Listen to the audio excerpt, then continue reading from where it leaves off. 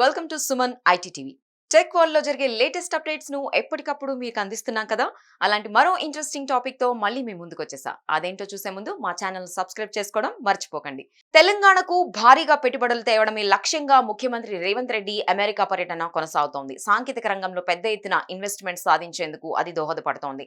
Tour లో భాగంగా పలు సంస్థల ప్రతినిధులతో సీఎం రేవంత్ రెడ్డి, ఐటీ శాఖ మంత్రి శ్రీధర్ బాబు సమావేశమవుతున్నారు.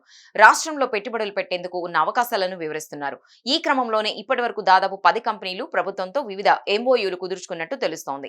అందులో టెక్ ఇండస్ట్రీకి చెందిన సంస్థలే ఎక్కువగా ఉన్నాయి. ఒప్పందాల్లో భాగంగా తెలంగాణలో ఇన్వెస్ట్ చేసేందుకు technology service solutions provider RCGM ముందుకొచ్చింది. హైదరాబాద్ లో తమ కంపెనీ కార్యకలాపాలను ఎక్స్పాండ్ చేయనున్నట్టు ప్రకటించింది. దీని ద్వారా కొత్త ఉద్యోగాల కల్పనకు వీలు కలుగుతుందని ఆర్సీజీఎం తెలిపింది. రాబోయే 2 ఏళ్లలో 500 మంది హై ఎండ్ టెక్ ఎక్స్పర్ట్స్ ను హైదరాబాద్ లో రిక్రూట్ చేస్తామని చెప్పింది. అటు American multinational financial services company Charles Schwab కూడా రాష్ట్రంలో పెట్టుబడులు పెట్టనుంది. దీనిలో భాగంగా హైదరాబాద్ లో టెక్ డెవలప్మెంట్ సెంటర్ ను అందుబాటులోకి తేనుంది. ఇండియాలో చార్లెస్ ష్వాబ్ ఏర్పాటు చేయబోతున్న తొలి కార్యాలయం ఇదే కావడం విశేషం. వీటితో పాటు టెక్ దిగ్గజం కాగ్నిజెంట్ కూడా హైదరాబాద్ లో ఫెసిలిటీ సెంటర్ ని నెలకొల్పుతామని ఇటీవలే ప్రకటించింది. దానివల్ల 15,000 మందికి ఉద్యోగాలు లభించనున్నాయి.